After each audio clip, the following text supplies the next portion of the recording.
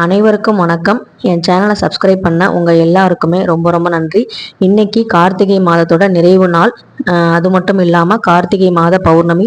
இந்த நாளில் உங்கள்கிட்ட இந்த வீடியோவை ஷேர் பண்ணுறதுல எனக்கு ரொம்ப ரொம்ப சந்தோஷம். நாளைக்கு மார்கழி 1 பிறக்க போகுது. கார்த்திகை நல்லபடியாக முடிவடைந்ததில் எல்லாருக்கும் ரொம்ப சந்தோஷமாக இருந்திருக்கும். இன்னைக்கு பார்த்தீங்கன்னா எங்களுடைய ஊர் எல்ல தெய்வத்துக்கு மாவிளக்கு, தேங்காய், வாழைப்பழம் இதெல்லாம் படைச்சு நாங்கள் ஒரு பூஜை பண்ணியிருந்தோம். அது நான் இந்த வருஷம் தான் முத பண்றேன். அதனாலதான் நான் டைட்டிலே கொடுத்துருப்பேன் புகுந்த வீட்டு வழிபாடு அப்படின்னு. ஏன்னா இதுக்கு முன்னாடி மாமியார் எல்லாம் பண்ணிட்டு இருந்தாங்க. இந்த வருஷம் நீ பண்ணு அப்படின்னு சொன்னாங்க. ஸோ பாத்தீங்கன்னா எனக்கும் இது புது ஒரு அனுபவம். அதனாலதான் உங்ககிட்ட ஷேர் பண்றேன். தெருவில் இருந்து எல்லா பெண்களும் சேர்ந்து பார்த்தீங்கன்னா நாங்கள் தாம்பலத்தில் மாவிளக்கு, தேங்காய், வாழைப்பழம், ஊதுபத்தி, சூடம், பூவு எல்லாமே எடுத்துட்டு கோவிலுக்கு நடந்தே போவோம். மோளம் வச்சு கூட்டிட்டு போவாங்க. அந்த மோள சவுண்டு கேட்டு 2-3 தெருவில் இருந்தும் ஆட்கள்லாம் வந்ததுக்கப்புறம், பெண்கள் எல்லாம் வந்ததுக்கப்புறம் தான் கிளம்புவாங்க. எல்லாம் அன்னைக்கு வேற நல்ல மழை பெஞ்சுற மாதிரி இருந்துச்சு. போன வாரமே வைக்க வேண்டியது தள்ளி போயிடுச்சு. இந்த வாரம் புதன்கிழமை தான் வச்சுருந்தாங்க. அப்போ பார்த்தீங்கன்னா மழை நின்றுச்சு. நான் பூஜை முடிகிற வரைக்குமே மழை பெய்யல. இதுதான் இறை சக்தி அப்படிங்கிறத முழுசா நம்புகிறோம். எல்லாருமே ரொம்ப ஆச்சரியப்பட்டோம். ஏன்னா மழை பெஞ்சுக்கிட்டே தான் இருந்தது. ஆனால் அந்த பூஜை டைமில் மழை இல்லை. அதுக்கப்புறம் பார்த்தீங்கன்னா அத்தை எல்லாமே ரெடி பண்ணி வச்சுருந்தாங்க. நான் இன்ஸ்டியூட்லேருந்து கிளம்பி அன்னைக்கு பார்த்தீங்கன்னா சாயங்காலம் போல் கிளம்பி போயிட்டு அந்த வனத்தாயி அம்மன், கள்ளி செடியிலேருந்து தோன்றிய அம்மன், இவங்களை பற்றி நான் ஏற்கனவே ஒரு வீடியோ கொடுத்துருக்கேன். எல்லை சாமிக்கு கருவாட்டு சோறு ஆக்கி போட்ட அந்த வீடியோ டிஸ்கிரிப்ஷனில் கொடுக்குறேன், மறக்காமல் பாருங்கள். ரொம்ப ரொம்ப சக்தி வாய்ந்த அம்மன். அதாவது கள்ளிச்செடியிலேருந்து தானாகவே தோன்றி பிறந்த ஒரு அம்மன். அதனால பார்த்தீங்கன்னா இவங்களுக்கு பேர் கள்ளி வனத்தாயி அப்படின்னு சொல்லுவாங்க. இந்த கோவிலில் பார்த்தீங்கன்னா நல்லபடியாக திருவிழா ரொம்ப விமர்சையாக நடக்கும். நான் சின்ன வயசுலேருந்தே இதை பார்த்துக்கிட்டு இருக்கேன். இந்த திருவிழா நடக்காத வருஷமே இருக்காது. அப்படி ஒரு பெரிய ஒரு திருவிழாவாக நடக்கும். கெடா வெட்டு, ஊர் முழுக்க பார்த்தீங்கன்னா அந்த பூத வாகனம், சிம்ம வாகனம், இந்த மாதிரி நிறைய தேர், இந்த மாதிரி நிறைய விஷயங்கள் நடக்கும். நாங்களும் 2024 தான் எங்களோட வேண்டுதலை நிறைவேற்றி இருந்தோம். அந்த கள்ளிவனத்தாய் அம்மனுக்கு நான் பார்த்தீங்கன்னா நாங்கள் எங்கள் வீட்டில் கெடா வெட்டியிருந்தோம். அது பார்த்தீங்கன்னா எங்களுக்கு ரொம்ப ரொம்ப சந்தோஷமா இருந்துச்சு. வனத்தாயி அம்மாவோட அருள் நமக்கு இருக்கு அப்படிங்கிறதுல நான் நம்புறேன் முழுசாவே.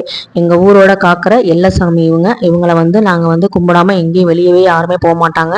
வெளியூருக்கு போற மாதிரி இருந்தா கூட இவங்க கிட்ட அந்த வாசல்ல அந்த ரோட்லயாவது நின்று சூடம் ஏத்திட்டு நாங்க நல்லபடியா போயிட்டு வரணும் அப்படின்னு வேண்டிக்கிட்டு போவாங்க. அந்த மாதிரி ஒரு நம்ம ஊரை காக்கிற ஒரு அம்மா இவங்களுக்கு வழிபாடு செய்யறதுல எனக்கும் ரொம்ப ரொம்ப சந்தோஷமா இருந்துச்சு. என்னதான் நம்ம நான் பண்ற பூஜை எல்லாமே நானா கத்துக்கிட்டு, நானா தெரிஞ்சுக்கிட்டு இதை பண்ணணும், நம்ம குடும்பம் நல்லா இருக்கும் அப்படின்னு நான் பண்ணுவேன். என்னதான் இருந்தாலும் அந்த மருமகள் அப்படின்னா அந்த மாமியார் இதை பண்ணு அப்படின்னு சொல்லும் போது நமக்கு ஒரு சந்தோஷமா இருக்கும். அந்த மாதிரி பாத்தீங்கன்னா எனக்கு இந்த பூஜை ரொம்ப ஸ்பெஷல். இது பாத்தீங்கன்னா மற்ற பூஜை மாதிரி இல்லாம நம்ம ஃபர்ஸ்ட் வனத்தாயி அம்மனுக்கு அந்த மாவிளக்கு, தேங்காய், வாழைப்பழம் உடைச்சு நம்ம நெய்வேத்தியம் பண்ணிட்டு சுத்தி அவங்களுக்கு ஆசீர்வாதம் வாங்கிட்டு பூஜையெல்லாம் தீபாரதெல்லாம் எடுத்துக்கிட்டு நம்ம போயிடணும்.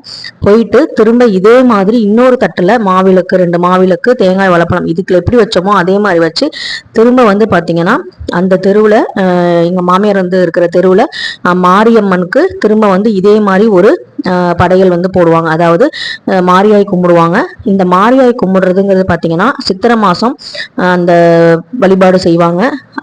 பச்சைப்பட்டினி விரதம் இருக்கும்போது அம்மன் தேர் முன்னாடி நாங்கள் எல்லாரும் இந்த சமயபுரம் லைனில் இருக்கவங்க எல்லாருமே பார்த்தீங்கன்னா அந்த சரௌண்டிங்கில் இருக்காங்க மாரியாய்ங்கிறது கும்பிடுவாங்க. ஆனால் பார்த்தீங்கன்னா இவங்க எங்கள் மாமியார் வீட்டு சைடு கார்த்திகை மாசத்துல பார்த்தீங்கன்னா அந்த தெருவில் இருக்கவங்கலாம் கண்டிப்பாக மாரியாய் கும்பிடுவாங்க.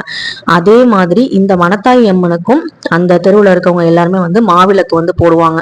ஸோ பார்த்தீங்கன்னா இந்த கார்த்திகை மாதத்துலேயும் மாரியாய் கும்பிடுவாங்க. அதனால பார்த்தீங்கன்னா கள்ளி வனத்தாயி அம்மனுக்கு படைச்சதுக்கு அப்புறம் அதே மாதிரி வீட்டுக்கு போயிட்டு அந்த தாம்பாளத்தை வச்சுட்டு இன்னொரு தாம்பாளம் ரெடி பண்ணி வச்சிருக்கணும். அதுலேயும் பார்த்தீங்கன்னா பிடிக்கொழுக்கட்டை 2 மாவிளக்கு, அதுக்கப்புறம் வாழைப்பழம், தேங்காய், வெத்தலைப்பாக்கு, ஊதுபத்தி, சூடம் இதெல்லாமே வச்சு பூக்கள்லாம் வச்சு கொண்டு வந்துடணும். அந்த பூவை எல்லாமே வாங்கிடுவாங்க, தேங்காய் உடைச்சிருவாங்க. இது எல்லாமே பண்ணிட்டு நல்லபடியாக வந்து சாமியை வந்து கும்பிடுவாங்க. இப்போ நான் காமிச்சேன் பார்த்தீங்களா, அந்த சுற்றி வர்றது வந்து இருக்குது பார்த்தீங்களா, அந்த சின்ன கோவில் தான் வந்து அங்கே தான் வந்து கள்ளிவனத்தாய் அம்மன் பிறந்த இடம். இதுதான் வந்து பார்த்தீங்கன்னா இங்கே தான் கள்ளிச்செடியிலேருந்து அம்பாள் வந்து வந்தாங்க அப்படிங்கிறது ரொம்ப நம்பிக்கை. அது மேலே எழுதியிருப்பாங்க கள்ளிவனத்தாய் அம்மன் பிறந்த இடம் அப்படின்னு சொல்லிட்டு. எனக்கு வந்து சின்ன வயசுலேருந்தே இதுக்கு பக்கத்தில் இருக்க ஸ்கூலில் தான் நான் படித்தேன். அதனால வந்து பார்த்தீங்கன்னா இந்த அம்பாள் எனக்கு அப்போலேருந்தே பிடிக்கும். ஏதாவது பஸ்ஸில் போகும்போது எனக்கு ரொம்ப பயமாக இருந்துச்சு. வேகமாக பஸ்ஸு போகுதுன்னா நான் வந்து உனக்கு சூடம் கொடுத்துறேன், எப்படியாவது நல்லபடியாக எனக்கு கொண்டு வந்து சேர்த்துன்னு சொல்லி சின்ன வயசில் வேண்டுவேன். எனக்கு அதெல்லாம் நினப்பு வந்துச்சு. ஸோ வந்து இந்த மாதிரி தான் வந்து நாங்கள் வந்து இந்த அம்பாளை வந்து வழிபட்டுக்கிட்டு இருக்கோம். இங்கே வந்து முருகன், பாலமுருகன் இருக்காரு. அவரும் வந்து ரொம்ப ரொம்ப சக்தி வாய்ந்தவர். அவருக்கும் வந்து தைப்பூச நாளில் வந்து காவடி, பால் குடம், தீர்த்த குடம்லாம் எடுத்துட்டு வந்து தீமிதி விழா ரொம்ப விமர்சையாக நடக்கும். இப்போ வந்து நாங்கள் எல்லாம் சுற்றி வந்துட்டு இந்த சுற்றி வர்ற இடத்துல வந்து பார்த்தீங்கன்னா இருக்கிற அம்பாள் தான் வந்து பார்த்தீங்கன்னா கள்ளிவனத்தாய் அம்மன் பிறந்த இடம். அந்த சின்ன கோவில் மாதிரி தெரியுது பார்த்தீங்களா, அதுதான். ஸோ வந்து இப்படி தான் வந்து எங்களுடைய அந்த ஒரு வழிபாடு வந்து முடிச்சுட்டு இப்போ எல்லாம் நேராக வீட்டுக்கு போயிடுவாங்க. வீட்டுக்கு போயிட்டு திரும்ப அதே தாம்பாளத்தை அதை வச்சுட்டு வேற ஒரு தாம்பாளத்தில் அதே மாதிரி பொருட்கள்லாம் எடுத்துட்டு வந்து அந்த மாரியாய் மேடையில் வச்சு கும்பிடுவாங்க. பகவதி அம்மன் அவங்க பேர்.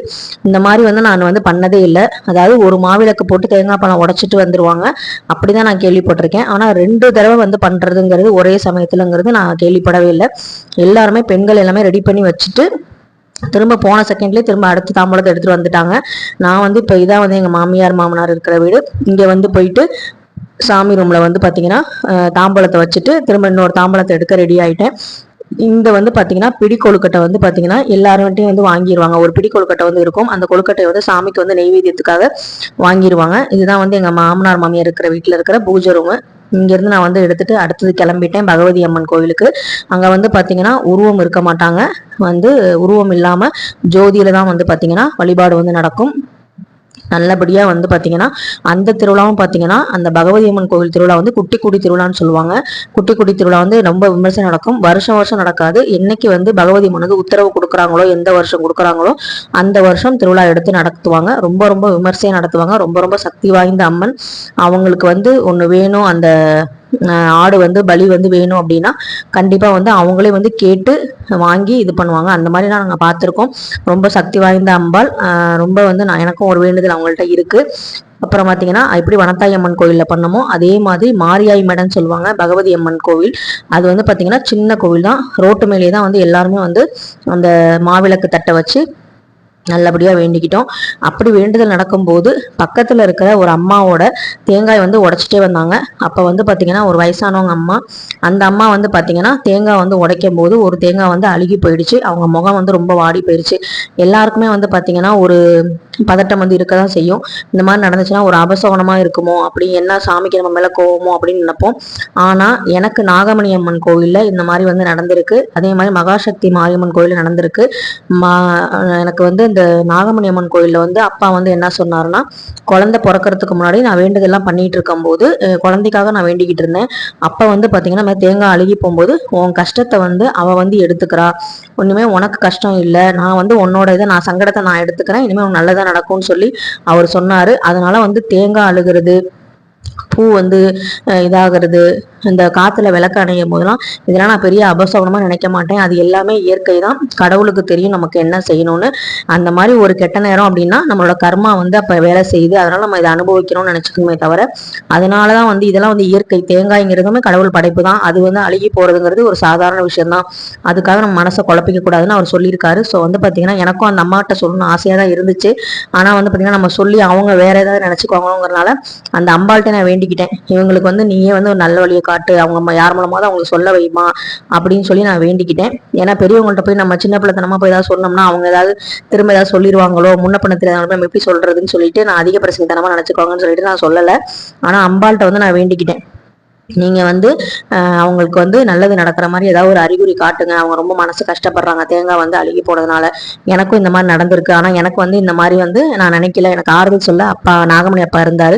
ஸோ வந்து இவங்களுக்கும் யார் மூலமாக ஒருத்தவங்களுக்கு நீ ஆறுதல் சொல்லுமா அப்படின்னு சொல்லி நான் வேண்டிக்கிட்டேன். இந்த மாதிரி உங்களுக்கும் நடந்திருக்கா அப்படின்னு நீங்கள் சொல்லுங்கள், கமெண்ட்டில் சொல்லுங்கள். அப்படி நடந்திருந்தாலும் வருத்தப்படுறதுக்கு ஒன்றுமே இல்லை. இப்போ வந்து பார்த்தீங்கன்னா நல்லபடியாக வந்து இங்கேயும் வந்து பூஜையெல்லாம் முடிச்சிட்டோம். ஆனால் மழையே வரல. நல்லபடியாக வந்து விளக்கு எரிஞ்சிச்சு. நல்லபடியாக மாவிளக்கும் போட்டாச்சு. இந்த கார்த்திகை மாதத்துல மாவிளக்கும் அந்த தீபத்தையும் நான் வந்து ஏத்திட்டேன். அதுவும் வந்து எங்க மாமியார் மூலமா எனக்கு வந்து நல்லபடியா நடந்து முடிஞ்சிருச்சு. நான் ஃபஸ்ட்டு வரலன்னு தான் சொன்னேன், புதுசாக இருக்கும், நீங்களும் பக்கத்தில் இருக்க மாட்டீங்க, நான் வந்து எப்படி வர்றது அப்படின்னு சொல்லி யோசிச்சுட்டு இருந்தேன். அப்புறம் எங்கள் நாத்தனாரும் வருவாங்கன்னு சொன்னாங்க. ஸோ வந்து பார்த்தீங்கன்னா அவங்க வந்து ஹெல்ப் பண்ணாங்க, இந்த மாதிரிலாம் பண்ணுவாங்க அப்படின்னு சொன்னாங்க. ஸோ வந்து இந்த சக்தி வாய்ந்த 2 அம்பானையும் ஒரே நாளில் மாவிளக்கு போட்டு இந்த மக்கள் எல்லாம் வழிபாடு செஞ்சாங்க. அவங்க கூட சேர்ந்து நானும் வந்து எங்கள் புகுந்த வீட்டு வழிபாடுங்கிற ஒரு ஸ்பெஷலான வழிபாடை வந்து செஞ்சிட்டோம். அதுக்கப்புறம் அங்கே மாவிளக்கில் போட்ட திரியெல்லாம் வந்து பார்த்தீங்கன்னா அங்கே எல்லாம் ஒன்றா போட்டு எரிய விட்டுட்டு வந்துடுவாங்க. பிடிக்கொழுக்கட்டை, பூவு, சூடம் எல்லாமே வாங்கிக்குவாங்க. ரொம்ப வந்து சந்தோஷமா மகிழ்ச்சியா வந்து அந்த வேண்டுதலும் வழிபாடும் வந்து நிறைவு பெற்றது. எங்க எல்லசாமி இந்த ஊர் மக்களை வந்து நல்லபடியா காப்பாங்க, காத்தருள்வாங்கங்கிற நம்பிக்கையில சந்தோஷமா வந்து நாங்களும் வந்து கிளம்பிட்டோம். பிரசாதமா வந்து பாத்தீங்கன்னா வெண்பொங்கலும், அதுக்கப்புறம் வந்து பாத்தீங்கன்னா அந்த இனிப்பு பூந்தி அதெல்லாம் கொடுத்தாங்க. அதெல்லாம் வாங்கிட்டு வீட்டுக்கு வந்துட்டு அதுக்கப்புறம் கொஞ்சமா வந்து பிரசாதம் சாப்பிட்டு நாங்க வந்து எங்க வீட்டுக்கு கிளம்பி வந்துட்டோம். இப்படிதான் வந்து புதன்கிழமை நல்லபடியா ஒவ்வொரு வருஷமும் கார்த்திகை மாதத்துல எல்லை தெய்வத்துக்கு வந்து மாவிளக்கு போடுவாங்க. இது வந்து முதல் முறையா நான் வந்து பண்ண ஒரு பூஜை, சிறப்பாகவும் முடிந்தது. இந்த சேனல் உங்களுக்கு பிடிச்சிருந்தா கண்டிப்பா லைக் பண்ணுங்க, ஷேர் பண்ணுங்க, மறக்காம சப்ஸ்கிரைப் பண்ணுங்க. நெக்ஸ்ட் வீடியோல பார்க்கலாம். தேங்க்யூ.